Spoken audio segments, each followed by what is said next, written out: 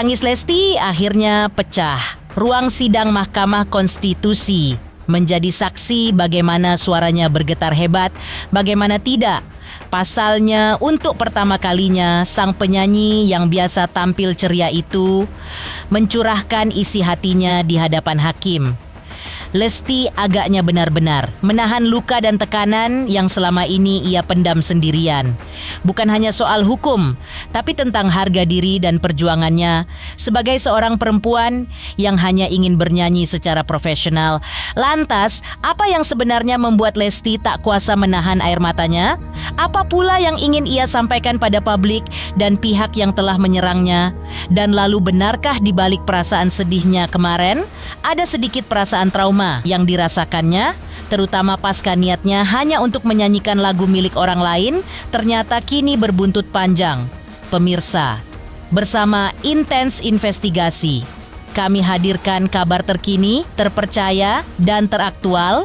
Tetapi sebelumnya, jangan lupa untuk like, subscribe, dan juga share channel YouTube ini.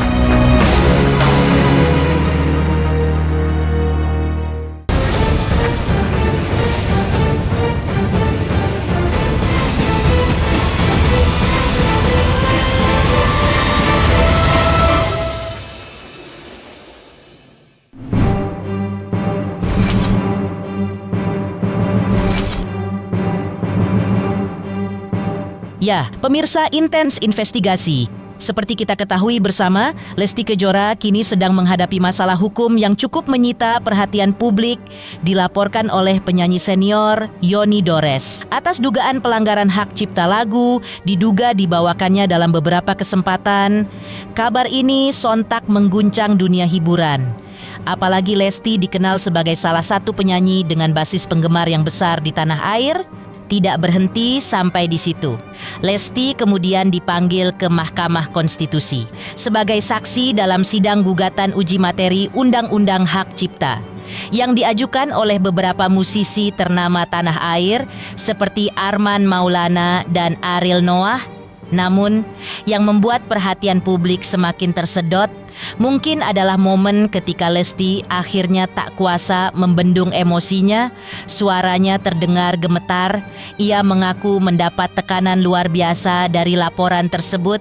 Menurut Lesti, persoalan ini juga telah membentuk citra negatif terhadap dirinya. Padahal ia hanya menjalankan tugas sebagai pelaku pertunjukan secara profesional.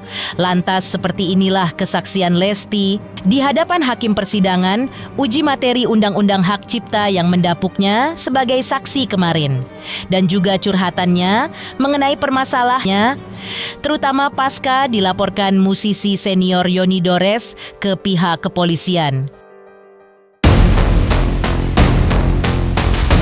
Yang mulia, Majelis Hakim Mahkamah Konstitusi yang saya hormati.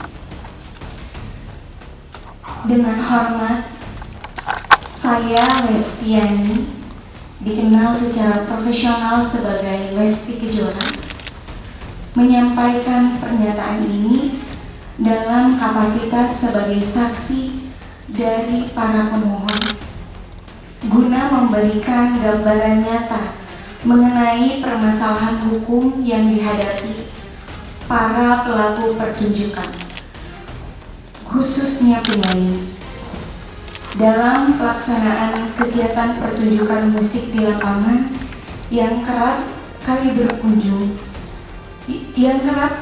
berujung pada ancaman pidana dan gugatan perdata karena multi tafsirnya ketentuan Undang-Undang Hak Cipta. Hal ini menimbulkan perspektif negatif terhadap diri saya, karena dengan adanya laporan tersebut, saya seakan-akan telah melakukan pelanggaran terhadap Undang-Undang Hak Cipta, sekaligus menunjukkan kegampangan norma hukum terhadap pelaku pertunjukan seperti saya. Somasi yang saya terima disertakan laporan pidana yang dibuat oleh pencipta lagu merupakan bentuk nyata dari kekaburan norma dan ketidakseimbangan posisi hukum antara pencipta lagu dan pelaku pertunjukan. Hal ini memperlihatkan betapa lemahnya perlindungan terhadap hak terkait khususnya bagi pelaku pertunjukan seperti saya, yang sebenarnya hanya bekerja sebagai profesional berdasarkan kontrak kerja dengan penyelenggara acara. Jika penyanyi yang hanya menjalankan tugasnya sebagai pelaku pertunjukan dapat dituduh melanggar hukum pidana hanya karena membawakan lagu populer, maka praktik ini menciptakan kebiasaan buruk bagi dunia pertunjukan dan industri hiburan nasional. Bahkan dalam kondisi di mana lagu dibawakan secara sah tanpa eksploitasi ekonomi pribadi atas lagu tersebut, ancaman pidana tetap dapat digunakan secara sepihak oleh pencipta.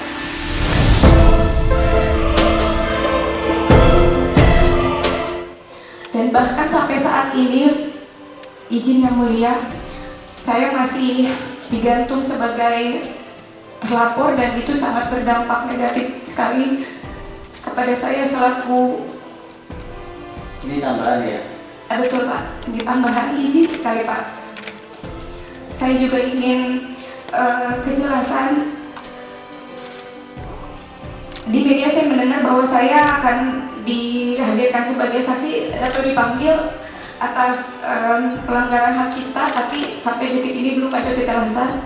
Jadi saya mohon sekali bantuannya untuk kasus saya ini terkhusus. Terima kasih. Assalamualaikum warahmatullahi wabarakatuh.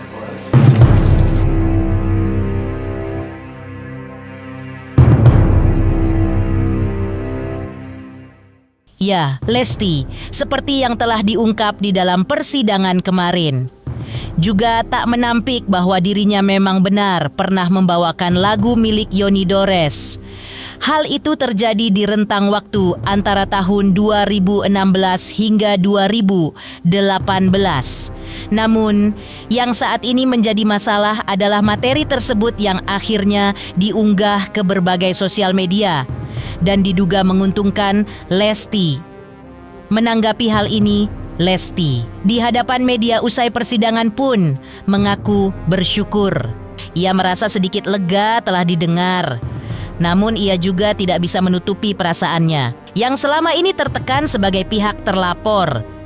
Lesti pun berharap dengan kesaksiannya masalah ini bisa segera terselesaikan dan ia bisa melanjutkan hidup tanpa bayang-bayang ketakutan. Dan jika memang ada hal yang harus dilakukannya, termasuk bersilaturahmi dengan sang musisi senior, hal itu akan dilakukannya agar permasalahan ini bisa selesai.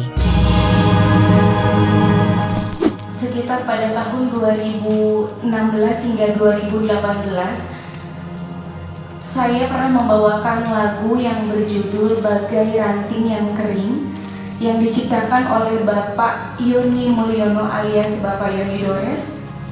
Salah satunya dalam satu acara pernikahan yang diselenggarakan di Subang, Jawa Barat. Lagu tersebut saya bawakan atas permintaan pihak penyelenggara sebagai bagian dari daftar lagu yang telah disepakati. Video-video dari pertunjukan tersebut kemudian diunggah oleh pihak lain, penonton atau penyelenggara, ke sosial media atau di kanal digital yang dikenal YouTube, serta terdapat beberapa unggahan yang berisikan materi berupa foto saya yang ditempelkan sebagai thumbnail atau cover dari video lagu-lagu ciptaan dari Bapak Yoni Dores. Saya dan pihak manajemen tidak mengetahui atau menyetujui proses unggahan tersebut maupun elemen visual yang digunakan oleh pihak lain.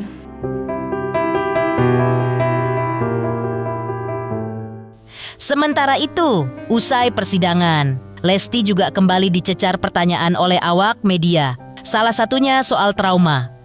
Apakah Lesti akan takut untuk menyanyikan lagu orang lain ke depannya? Dengan nada tenang, ia menjawab bahwa dirinya bersyukur karena mendapat dukungan besar dari penyanyi senior yang juga ikut bersama dirinya dalam memberi keterangan kemarin, yaitu Semi Simorangkir. Semi disebut sebagai sosok penting yang terus menyemangatinya agar tetap berkarya. Menurut Lesti, Semi juga memintanya jangan takut untuk terus menyanyikan lagu-lagu populer dan jangan pernah kehilangan semangat untuk menjadi seorang penyanyi. Sejauh ini tadi Om Semi memberikan semangat untuk terus berkarya, jangan pernah takut untuk menjadi penyanyi, jangan pernah takut untuk bisa terus menyanyikan lagu-lagu yang top. Setali 3 uang dengan dukungan yang diberikan Semi, dukungan juga datang dari orang terdekat, yaitu sang suami, Rizky Bilar. Terlihat setia mendampingi Lesti sepanjang proses di Mahkamah Konstitusi. Tak sekalipun ia melepas genggaman tangan sang istri.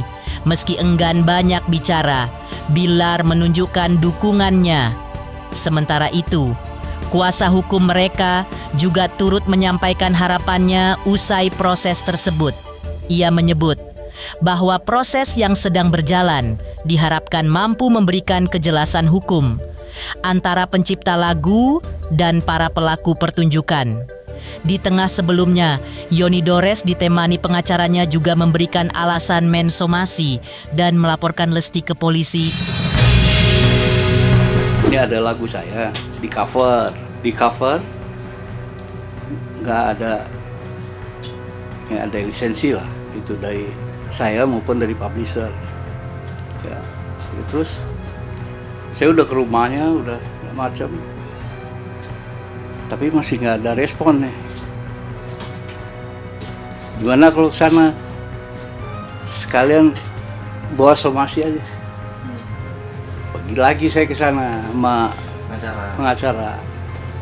Ke sana diterimanya sama penjaga lagi kan. Ada apa? Nggak mau ngasihin somasi. Somasi apa? Cuma dijelasin juga pasti nggak ngerti kan.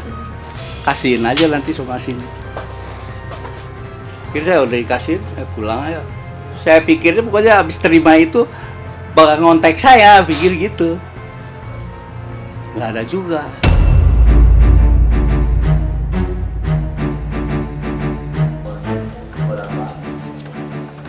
Sudah dari Laurencia Andrini SPHD untuk harinya dan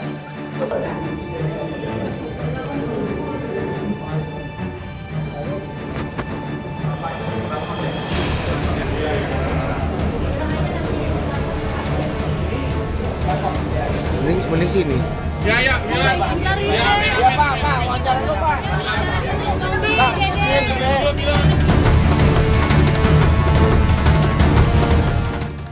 Teman-teman, kita mau nyampein sedikit aja. Semoga dengan adanya proses yang sedang berjalan di Mahkamah Konstitusi saat ini itu bisa memperjelas posisi dan kedudukan dari para pencipta dan juga dari penyanyi, sehingga konflik ini harus segera diakhiri. Di mana juga yang kita ketahui bersama, proses yang sedang saat ini dihadapi oleh Lesti itu akan segera menemukan titik terang penyelesaiannya seperti apa persoalannya. Selamat siang, Bang, akan lapor balik ya, Bang? Kita belum ada rencana ke sana sih.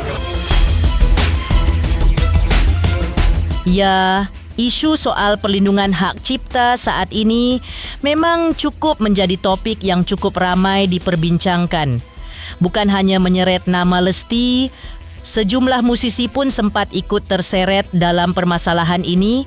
Lantas, bagaimana tanggapan Hotman Paris dan Ariel Noah yang namanya juga sempat ikut ramai terseret pasca perseteruannya dengan musisi Ahmad Dhani? Teruntuk subscriber Intens Investigasi, terima kasih atas atensi dan perhatiannya selama ini. Hingga kini, Intens Investigasi telah berusia 5 tahun. Saksikan terus Intens Investigasi dan pastikan jangan lupa untuk like, subscribe, share, dan juga komen. Terima kasih. 3 juta subscriber, luar biasa sekali 3 juta. Ya pokoknya semakin sukses lah dan bisa menghadirkan sesuatu yang memang baik untuk diperlihatkan.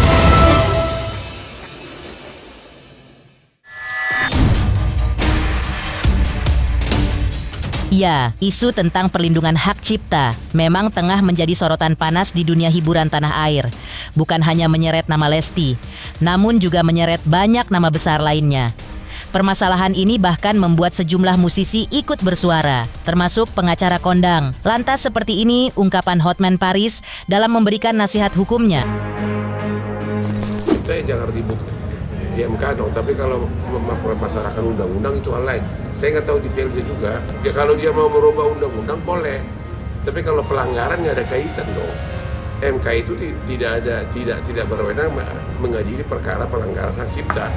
Tapi kalau orang punya kepentingan pengen merubah undang-undang, pengen agar undang-undang dirubah itu boleh. Gitu. Ya. Tapi kalau sengketa hak cipta bukan kewenangan MK. Setali tiga uang dengan Hotman Paris. Perseteruan seputar royalti lagu kembali menggelegar setelah musisi Ahmad Dhani melontarkan sindiran tajam ke arah Ariel Noah dengan menyebut Ariel sok kaya. Sindiran itu pun langsung jadi sorotan publik dan menimbulkan riak besar di kalangan musisi. Menanggapi hal tersebut, Ariel memilih tetap tenang. Menurut Ariel, bahasa yang digunakan Dhani adalah gaya khasnya. Ia justru mengingatkan kembali esensi dari polemik ini. Bagi Ariel, permasalahan ini juga bukan hanya soal gengsi, tapi soal keberlanjutan karya.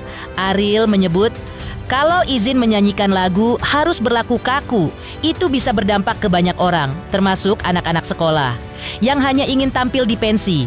Menurutnya, jangan sampai industri musik mati karena ketakutan, sebab ketika lagu dinyanyikan banyak orang, itu justru memberi manfaat, bukan hanya secara ekonomi, tapi juga secara emosional bagi penciptanya. Pencipta yang lain ya nggak usah sok kaya. Menurut saya, mereka yang bilang bahwa boleh silakan nyanyi lagu saya tanpa izin dulu, itu artinya menurut saya sok kaya raya. Padahal belum tentu ngelewatin saya kaya rayanya. Kalau misalnya Mas Dhani bilang sok kaya itu kan mungkin bahasa yang biasa Mas Dhani gunakan ya, maksudnya bahasanya itu bahasa obrolan biasa gitu, bukan statement yang resmi. Ya saya cuma bisa bilang bukan sok kaya. Ini kan masalah tentang masyarakat luas ya. Jadi kalau misalnya pernyataan bahwa setiap kali menyanyikan sebuah lagu di konteks performing rights semuanya mesti izin, itu kan termasuk anak-anak muda yang mau nyanyi di pensi, bawain lagu orang, apalagi banyak hal. Jadi itu yang lebih menjadi concern-nya sih sebetulnya. Manfaat lagu saya itu buat masyarakat itu kayak gimana? Jangan sampai terhenti manfaatnya karena ada ketakutan. Karena kan ada manfaatnya juga buat saya sebetulnya kalau lagunya dinyanyikan banyak orang. Satu, manfaat buat diri sendiri itu senang pasti. Kita punya lagu berguna buat orang banyak ya. Terus kedua, manfaat ekonominya juga, tinggal yang masalahnya itu adalah manfaat ekonominya. Semakin banyak dinyanyikan, bagaimana manfaat ekonomi juga semakin terasa. Itu aja sih masalahnya. Sementara itu, seperti diceritakan sebelumnya, selain Lesti, terdapat pula musisi sekaligus mantan vokalis band Krispatih, Sami Simorangkir. Sami di hadapan awak media pun memberikan pandangannya terkait undang-undang hak cipta. Lantas apa kata Semi? Teruntuk subscriber Intens Investigasi, terima kasih atas atensi dan perhatiannya selama ini. Saksikan terus Intens Investigasi dan pastikan jangan lupa untuk like, subscribe, share, dan juga komen. Terima kasih. Selamat untuk Intens Investigasi karena sudah mencapai 3 juta subscribers di YouTube. Sukses selalu dan all the best.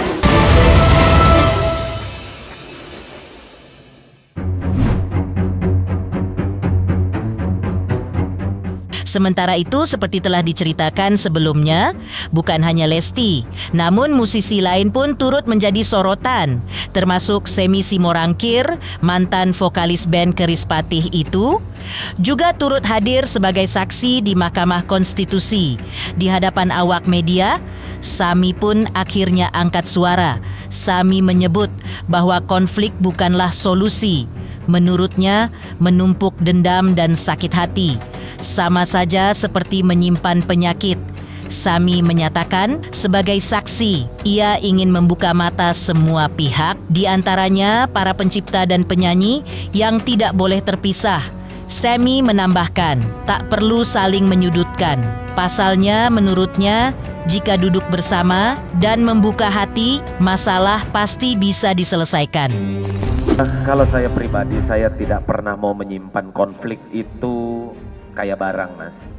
Karena yang namanya kita menyimpan konflik, dendam pribadi, sakit hati itu sama aja kita menyimpan penyakit.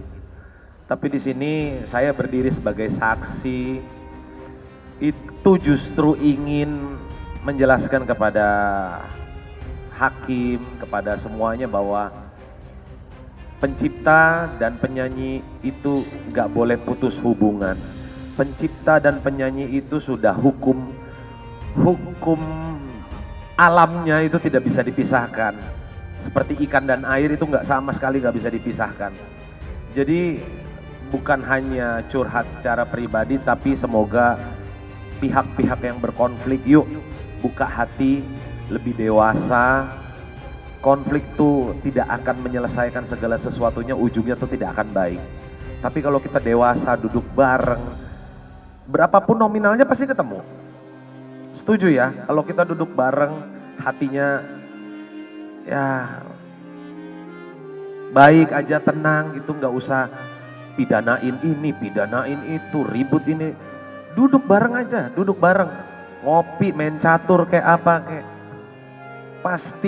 pasti terjadi kerjasama yang indah, dan itu yang saya pengen. Dan itu tidak boleh rusak ke depannya. Untuk pencipta-pencipta baru, untuk penyanyi-penyanyi baru, untuk penerus-penerus kita yang nantinya akan kebingungan di masa depan kalau konflik ini tidak selesai. Demikian pemirsa, kabar terkini, terpercaya dan teraktual yang kami hadirkan. Hari ini pemirsa Intens Investigasi, jangan lupa saksikan terus Intens Investigasi dan pastikan jangan lupa untuk like, subscribe dan juga share channel YouTube ini.